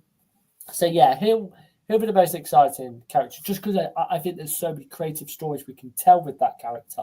We've not seen a lot. The same way with Count Dooku. The way they utilized Count Dooku in Tales of the Jedi was so interesting, so different. Different angle. I think they could do that with Cad Bane. So yeah, that's one for me. Hopefully they do 3 episodes with him and then do 3 episodes instead of doing. I mean, what did they do last time? Like 1 or 2. Then they split it up. It was just a mess. The order structure of the episode. No. Tales of the Jedi and Tales of the Empire. It was the same. 3 episodes, like in Tales of the Empire. 3 episodes for Morgan Elsbeth. 3 episodes for Barry Sophie. Yeah, but what they did, I can remember with them, was that I think they did 2 for one character, and then the order of the episodes, episode 1 to 6, I think they did 2, then 1, then 2, then 1. It's just messy, in my opinion. Yeah, because here's the thing, and I'll tell you the reason why they did this. I'll tell you the reason, because they tried to do it like chronologically when it comes to like the timeline. Right. That's the reason why they did it. Like, for example, why they did baby Ahsoka before Count Dooku, because she was born like before, for at least what it looks like. It looks like she was born before like the events of the first episode of Count Dooku happened. Yeah, it makes sense. I just think a lot of people potentially might do the opposite, where they'll probably watch the Count Dooku episodes together and the Ahsoka episodes together. I think you've got that leeway potentially with this show. You don't have to watch it in order of the episodes. Yeah, when it comes to like this, I think it's going to be directly like Cad Bane's episodes first and then Asajj Ventress, because like everything that is happening Asajj Ventress is past like Clone Wars and everything, and Cad Bane is going to be like about his backstory and how he became as who he is like today and everything. So I think it's definitely going to be Cat Bane 3 episodes first, and then Asajj Ventress. Yeah, that sounds like him. Yeah, for sure. But I will say this. They have done Tales of the Jedi, Tales of the Empire, now Tales of the Underworld. Dave Filoni, for the love of everything that is holy, please do a Tales of the Sith. Please. I want to see a Tales of the Sith. I want to see like an episode, like a 3-part episode about like a younger Darth Sidious, or maybe like the last 3 episodes you can talk about like the rise of Kylo Ren or something. Like just I don't know. Just give me a Tales of the Sith. That's what I'm asking. I'll give you another prediction. Tales of the Clones. Ooh, that would be a good one, but it will have to be set after Revenge of the Sith. Of course, yeah, easily. Yeah, but I do agree. Or, and I don't know what you're going to call it, but no, I do know what I'm going to call it. Tales of the Federation, and have like a very government political show, which was very similar to what we got in in the prequels. My mind is firing. Dave Filoni, write these ideas down. I am here tonight. I'm ready. I've had my brandy. I've had my whiskey. This is when good ideas come to my head after that drink. It's not just to get through these shadow. It's not just to get through these Shadow Council streams. My brandy and whiskey is also ideas. I'm joking. Yeah, absolutely. Ooh, I like those two. I really like those ideas. Now, with that being said, let's go onto this, shall we? Now, this blew my mind. This is the project I was really hyped when they announced it.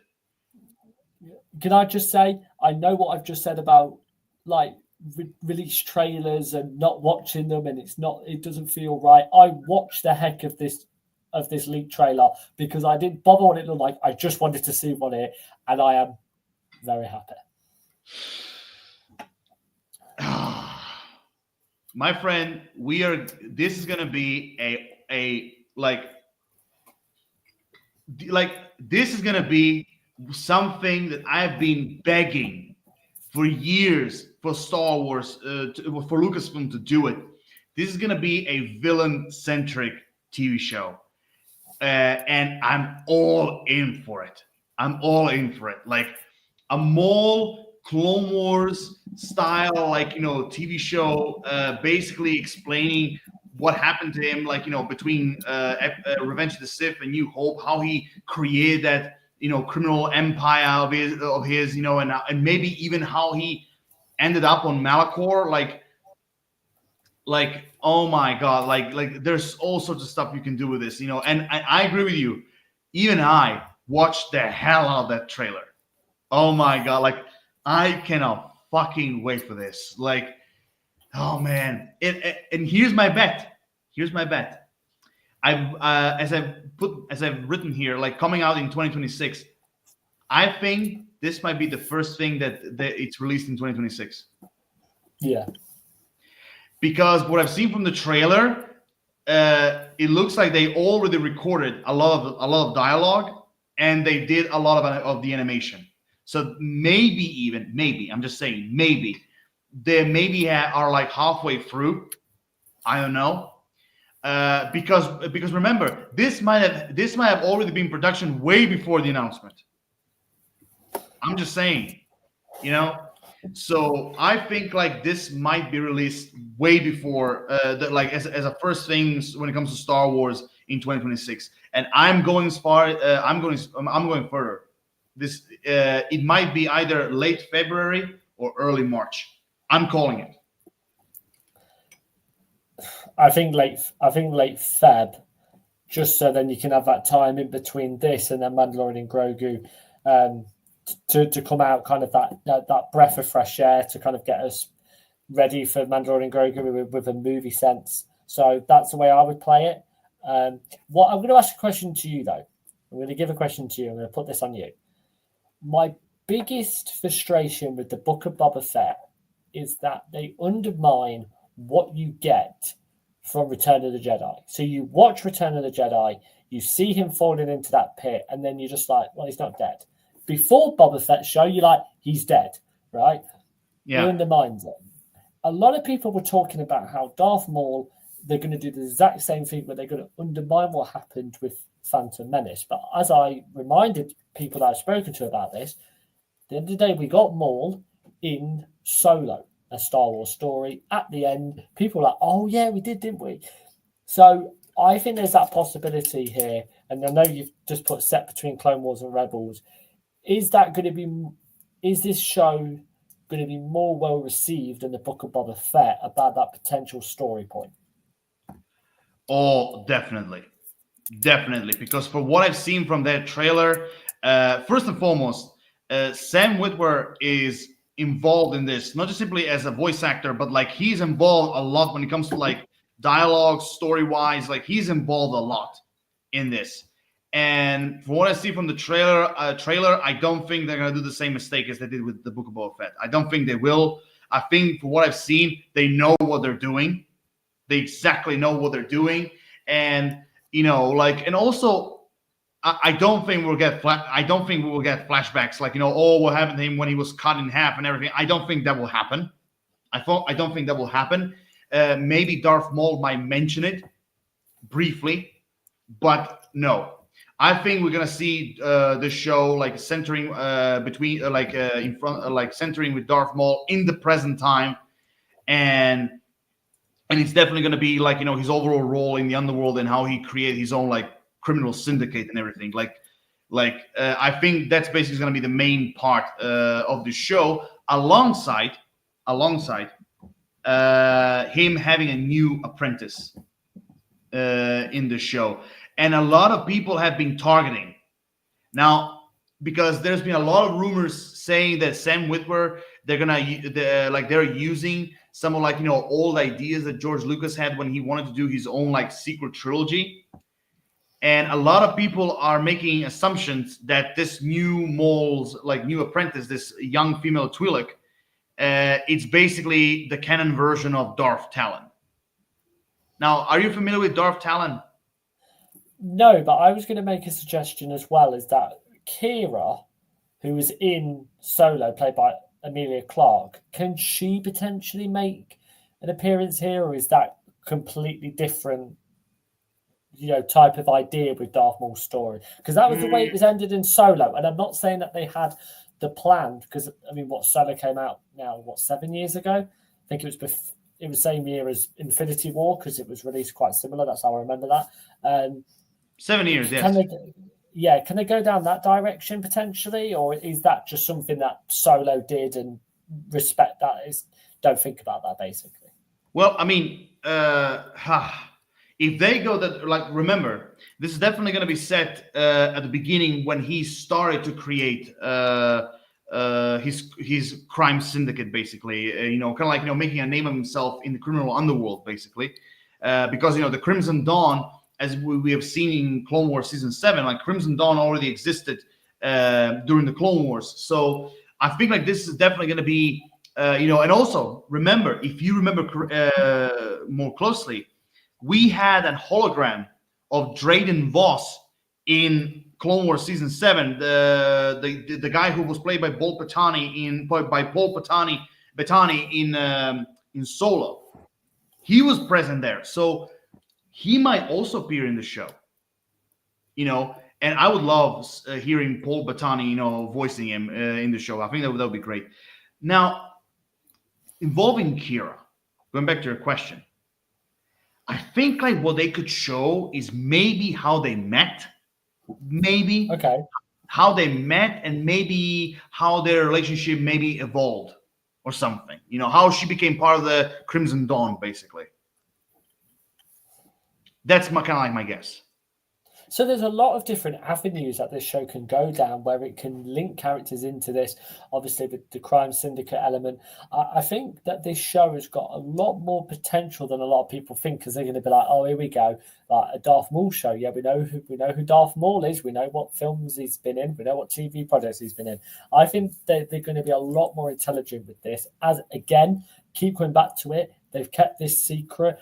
coming out next year. I know it's only April of 2025, but saying that a show's coming out in 2026, you've got to think that they've been progressing on it a lot more. I think, to me, I know you were looking forward to Ahsoka season 2 for obvious reasons. I know you're looking forward to Mandalorian and Grogu and Starfighter, but this was the top of the range, the best news of the day, because I just think it was one of those shows which they could have done a couple of years ago, but now they've got so much hype behind it because that we've waited that long.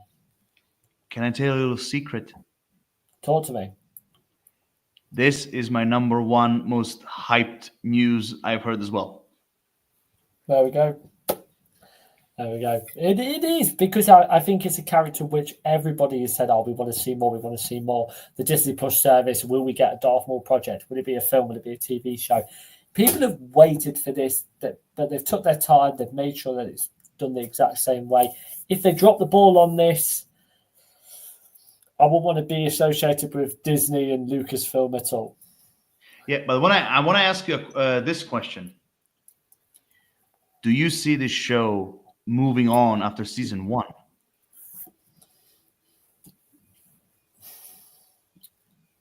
Yes. Yeah. Yeah, I think so. I do hope it's going to have multiple seasons. But here's my theory. If this show is successful, and I think it will be, I think it's going to have maybe something like The Bad Batch. I think it's going to have maybe 3 or 4 seasons. I don't think it's going to have more than that. No, maybe not. But I think the animated aspects, I definitely think you can do a lot more with the animated stuff rather than live action. And I definitely think the Bad Batch definitely had enough time throughout 3 seasons to fully develop all their journeys. And like we keep saying, there's so many characters involved in this. There's so many different directions they can go down. You know, we might sit here following the show going, oh, season 1 wasn't the best because they didn't include A, B, C, and D. But they might do that in a season 2. They're going to be. I think that this is more of a longer term project than just a quick slapdash 1 season. There we go, you've got it. Stop complaining that you've not got it. I think it'll be a long term project. I really do. It'll be like you ever do a house renovation DIY. Oh, this is a long term project. That's exactly the Maul Shadow Lord. Oh yeah, I mean, I totally agree with you because there's a lot of things they can do with this. 100%, because like, yeah, sure, we know about Darth Maul, his beginnings and what his role in Rebels and Clone Wars and everything that happened, but we never actually technically we never actually seen what happened to him between Revenge of the Sith and Rebels. Basically what happened to him when he left that that ship when basically Order 66 was activated. We don't know what happened to him after that. So I think the timeline is really good to kind of explore more about his character for sure. One of the other things I kind of forgot to mention, which I also put on this, is that in the trailer, I've heard Marok in the trailer, the undead Inquisitor from Ahsoka season 1. So if he's gonna be in it, we might even maybe get an idea how he was resurrected and everything. Maybe we got to see how he actually died. Have you ever thought about that? Again, it's another example of these Star Wars shows which seemingly doesn't have a lot of connectivity between them in different pockets of the world, different timeline, different elements. How they can link it in where, a lot of people say, well, I'll probably miss this Star Wars show, but watch this one. No, you've got to kind of see the interlinking potential. That's what franchises are doing now, interlinking everything together. They potentially could do that with Maul Shadow Lord being this type of big show where as soon as you see a character, your mind goes blown. Absolutely, because there's a lot of things they can do. I honestly, if when it comes to Maul as a TV show, I actually, and this is a shot in the dark, but I even have a theory that this show might even end explain basically how Maul ended up on Malachor. In Star Wars Rebels season 2, I think that could be the overall finale of the show. I mean, It's just a guess.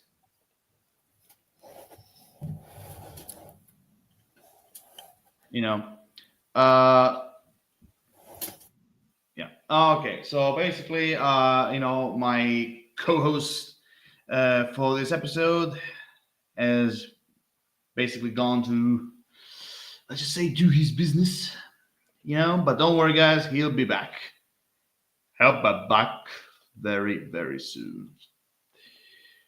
But so far, basically, I mean, like, man, like this, I literally exploded when I first heard the announcement of Maul Shadow Lord. Like, oh my god! Like, first and foremost, it's like an actual villain centric show. And if I have to be honest, like, I know there's gonna be a lot of people shitting on this, but I think, like, I mean, in a way, we should actually thank. And again, that's just my guess, but like, that's just the way how I feel. But like, I think we should thank Star Wars: The Acolyte for this, because like Star Wars: The Acolyte was the kind of like first one to kind of try to give us like a villain centric, TV series basically when it comes to Star Wars. So I think, like, with that show, I think that they opened the door to kind of like have more like TV shows where basically the main villains are the center. I guess you heard everything.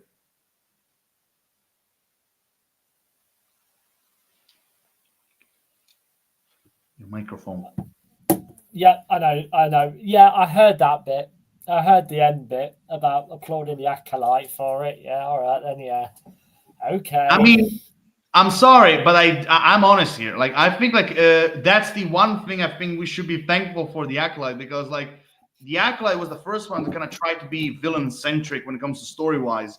So I think that this show opens the door to kind of like to have more villain centric, projects in Star Wars. And I think, like, if Maul Shadow Lord is successful, the one thing I will say is this: after Maul, I really wish they start doing a Darth Bane TV show. The Sith Lord, who is the creator of Rule of Two. I know who it is. I know who it is. I'm just saying. Like, if Maul is successful, I do hope they make another like villain centric involving around Darth Bane. I mean, that's just my wish, basically. So, yeah. So now here's my question to you. How let's just say first season, okay? Like, how many episodes do you think it's gonna have? 8. Really? Yeah, I think they can afford it because it's an animation. I think if you're going to do a season 2 and 3, you've then got a nice even number. Yeah, I'm gonna go probably 8 or 10. I'm gonna go 8. Star Wars shows like 8 episodes. Star Wars like 8 episodes. I will say this. I disagree. I think like more Shadow Lord. I think it's gonna be just like the Bad Batch did in season 1. I think it's gonna be like nice 15 episodes all around. Yeah, maybe, yeah. But either way, we can both agree that we think this is gonna be the first thing that is released in 2026.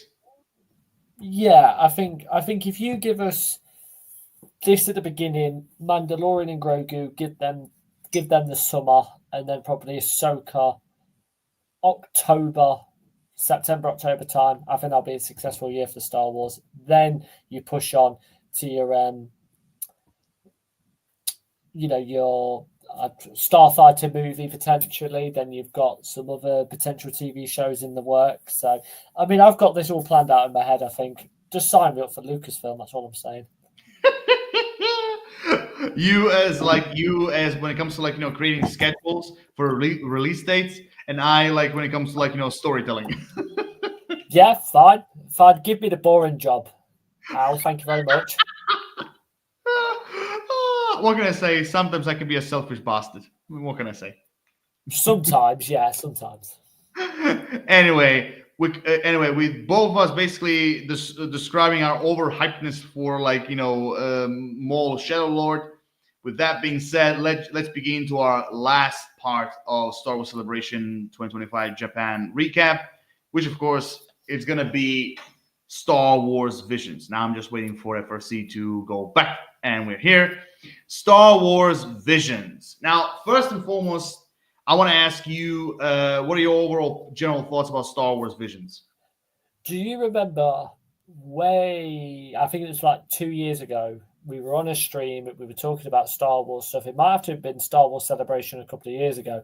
And I was so excited to talk about Star Wars Visions. Do you remember? Yep. I remember. It was when we were talking about the Acolyte and Lando and the Bad Batch and Ahsoka season 1. I can remember that. I hope you can as well. And my opinion has stayed the same. I think that this is absolutely fantastic. Idea. I think Star Wars Visions is such a creative outlet for Star Wars that they should that more companies like Marvel, DC, Star Trek, should really utilize, just because of the quality you can get from some of these stories. It allows the possibility, and I don't care. I'm going to swear. I never swear on this channel, but I am. I don't give a shit that people are turning around and going, "Well, this doesn't make sense. This is not Star Wars lore." He's laughing because he knows that I don't swear. It needs to be, all these lightsabers are rubbish. All these lightsabers are shit. No. They're being creative. They're doing something new. The creative outlet with Hollywood, sometimes it's sequel, prequel, or let's give a show 10 seasons and really push the boat, where it's like constantly just the same thing over and over again. Just give me Star Wars Visions. Be as creative as you want. Do an animated outlet, very, very different. I might be the only person in the world that is so complimentary about Star Wars Visions, but I do not care, because I do think that this is a really great side of Star Wars that more and more people should check out. Trust me, I don't judge you for that. I respect you for it, and I really, really, really enjoy seeing your excitement for Star Wars Visions. Even though I said it multiple times that unfortunately Star Wars Visions is not my kind of like my cup of tea, but I always respected Star Wars Visions for the overall creativity, for every single studio they had, for their own overall imagination when it comes to how they see Star Wars in basically in their own eyes and everything. I always respected that. I always respected their overall style and art and creation and imagination they had and everything.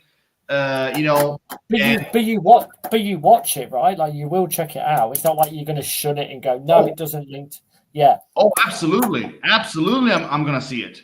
Absolutely. I watched Volume 1 and Volume 2, and I will admit there are some anthology episodes that I didn't like when it comes to maybe story wise and the art, the style of the art. But there are also some shorts that I really enjoyed throughout Volume 1 and Volume 2. And two of them especially that I mentioned here were the Duel and the Ninth Jedi. Those two are one of my favorite Star Wars Vision shorts, alongside some others in Volume 2 as well. And in kind of also bringing to the point, it really makes me happy that this Volume 3 is going to contain sequels to the Duel, the Village Bride, and the Ninth Jedi. Which are three really great Star Wars Visions shorts as well. And one of the things that also kind of really makes me happy is which kind of Volume 1 and 2 did, is they always brought in a different studios involved in this project. And I really, really love that even in Volume 3 there are going to be some new anime studios as well. One of them, which kind of really blew my mind, is one of them that also is involved is the one behind Vinland Saga and the Attack on Titan anime studio. That is one of the part of the news. I was really shocked to see they're going to be part of Star Wars Visions, and I cannot wait to see what they're cooking, for sure. But the biggest part of the Star Wars Visions news, the biggest part that really blew my mind, that really made me excited for 2026, is first and foremost, Star Wars Visions has started to doing Star Wars Visions presents, division of Star Wars Visions, and we in 2026 we're gonna get our very first full length anime Star Wars TV show, and I was so happy when they announced this because I always wanted to see Star Wars in What? anime What? style. Why did you say it like that? Anime. You said it like anime. What's that? You're like anime. I was like, that's brilliant. That's the best way I've ever heard someone say anime. It's Thank brilliant. you, thank you. But as I've said, bloody hell, as I've said it before, like I always wanted to see a Star Wars anime style, like TV show. Ever since, like, and I'm not kidding, like even like way before Star Wars Visions, I always wanted to see Star Wars done like in anime style animation. And finally, I'm getting that wish with the Ninth Jedi anime that is coming out in 2026. It's a little bit shame that it's going to be a limited series, but still, like, I really hope this is going to be just the beginning. And I'm also really also makes me happy is to see that it's going to be directed and written by Kenji Komiyama, who did the Ninth Jedi in Volume 1, and which makes it even better for me. So for this Volume 3 and the Ninth Jedi, I'm really really excited about this. I mean, I'm gonna give the speech to you now, FRC, because I really wanna see your overall opinion about Volume 3 and the Ninth Jedi news. I mean, go ahead. Yeah, I mean, the season 3 of Visions is going to be absolutely up there on my radar. Coming out in October, kind of in the middle of kind of horror season. I think this will be a good fresh air. Obviously, coming off of the anime.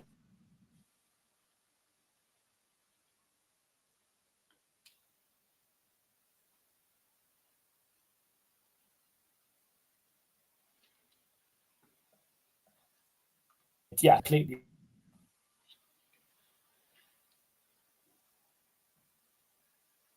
different. So I'm looking forward to that. I'll be honest with you. The Ninth Jedi, just because I'm not the biggest anime pacer, I'll probably me more case of on Visions because I've really enjoyed the first 2 seasons. Let's see what we get with season 3.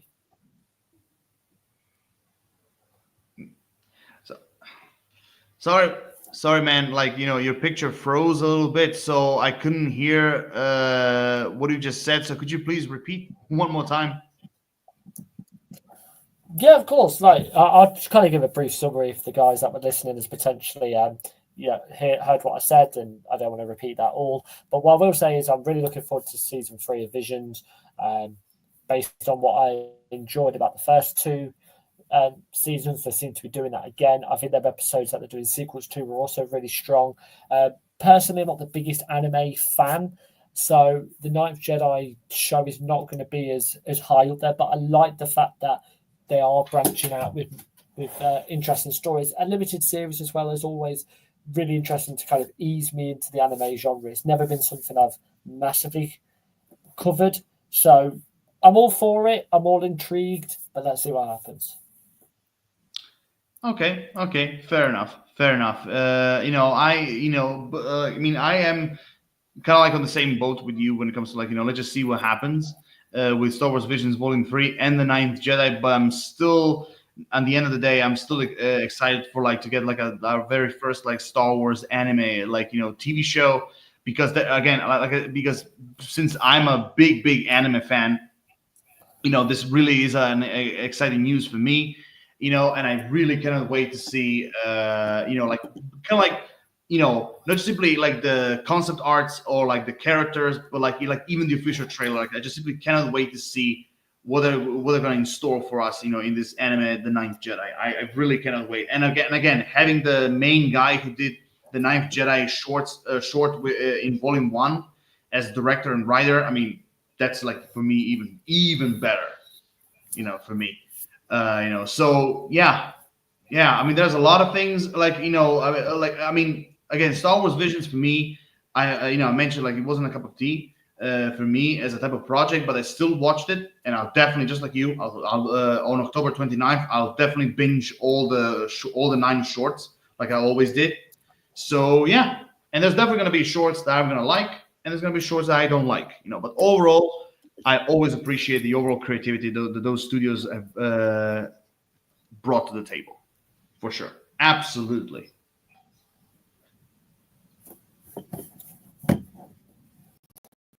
Yeah. Also, I've said everything I need to say on that. Okay, fair enough. Now, before we finish, I just want to say one more thing about Star Wars Celebration. I thought that it should be mentioned. When Lucasfilm Animation basically talked about 20 years, when it comes to the Star Wars animation. I don't know if you have seen this, but I have to talk about this. The poster. Oh my God. I'm telling you, man, I'm going to take this poster and I'm going to frame it because it is so good. You have all the characters from that's like an extended family tree. That's unbelievable. It's awesome. You have characters from not simply Clone Wars. You have from Rebels, Resistance, the Bad Batch, like Tales of the Jet. You have from everyone. You have everyone here. Everyone. I am looking at it in that much detail. Yeah, just that's why my head is so close to the camera right now. I'm just having a look at everybody, trying to pick everybody out. Yeah, I mean, and I love that in the middle of it you have the Bendu, Darth Sidious, Vader, and the Imperial Guards. I feel like that's a pretty cool way how to make them basically the center of everything. I like Grievous. That's just on the end and leaning in. It's almost like he's trying to get in the middle of somebody for a photo. Yeah, cool. And also I love, you see the tail and the hand of the Zelo Beast. Yeah, that's also a pretty nice touch. Also Mochi from the Bad Batch, the Rancor, basically. That's also pretty great to have him there. I like. So if you look in the middle and then you look on the right hand side near the logo, there's that the young one, and then there's 2 characters, and one of them's got that arm around somebody they're drunk going out of a pub. That's brilliant. Yeah, absolutely brilliant. And I mean, I just have to show this poster because when I saw it, I was mesmerized. Not simply that we have it's been 20 years since Lucasfilm Animation was created, but also this poster kind of basically framing everything they did in this 20 years. It's just simply amazing, absolutely amazing. So put that into context. Then I'm 23 this year, 23 in September. So I would have been 3 years old when they started Star Wars animation. So I've grew up with Star Wars animation being there, kind of in there. And as I said earlier, Clone Wars was the first Star Wars project I ever watched. The movie, then I got into the TV shows, and then I'm like, hey up, look at this world. And Star Wars has always been a big part of my love for movies and TV shows. So I will say that is absolutely the most important franchise. I mean, Bond as well. Everyone knows, if you watch the channel, I'm a big Bond fan. But when you're younger, you can't really go and watch James Bond movies. So Star Wars had that approach to a younger audience. So as you said, 20 years, man, they've done some quality stuff in 20 years. Absolutely. I agree with you on that one. And with that being said, you and I think we have come to an end to another Shadow Council episode. Tears again. They're coming out.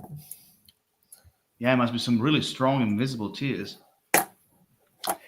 Yeah, but okay. Now, before I finish this, I want to ask you this. What are of all the news that we had, what are your top 3? Darth Maul news, number 1. The Starfighter news, number 2. Because we knew Mandalorian and Grogu was on its way, it probably wasn't. Ahsoka, a bit of confirmation with that. So number 1, Darth Maul, then Starfighter, than Ahsoka season 2. Okay. Like we're having a trifecta here. Because even for me is Maul, Shadow Lord, Star Wars, Starfighter, and then Ahsoka season 2. I love when we're in agreement. It doesn't happen often, but it's become less and less since our time knowing each other, where we've seemed to have been at loggerheads talking about Star Wars the last few months. So it warms my heart that we're actually in agreement for once. It's beautiful. It is just wonderful. I do agree on that. And with that being said, here, guys, we come to an end to another, as I said, to another Shadow Council episode. I hope you guys have enjoyed our little conversation that we had with our whole Star Wars Celebration Japan recap. And basically with that, you guys know the drill. Comment, like, subscribe, give it all personal thoughts and ideas. I mean, what is it that excites you about Star Wars Celebration 2025? What are the things that you're excited the most from, like, the movies and TV shows? Just simply everything about Star Wars Celebration in general. Just put it in the comment section down below, as always. And here I am, Lord of Shadows, as always, signing off. Film Review Central signing off. Thank you very much to our fearless leader, Al, of course, Lord of Shadows, for having me on the show. And also, I believe he's been very grateful in putting my channel, Film Review Central, in the description below. So if you'd like to see what we do over on Film Review Central and check us out, then please, if you don't mind, that'd be great. Absolutely, everyone. Absolutely. To all of you, my followers of darkness, subscribe to this FRC fellow over here. As always, just like he praises me, I praise him as well. Also, if you're interested to see more previous episodes of Shadow Council, they're going to be in the description box down below as well. And with that being said, again, as always, Lord of Shadows signing off. Stay tuned for more in the future. See you guys next time. Or, as I like to close all my videos, later, fuckers.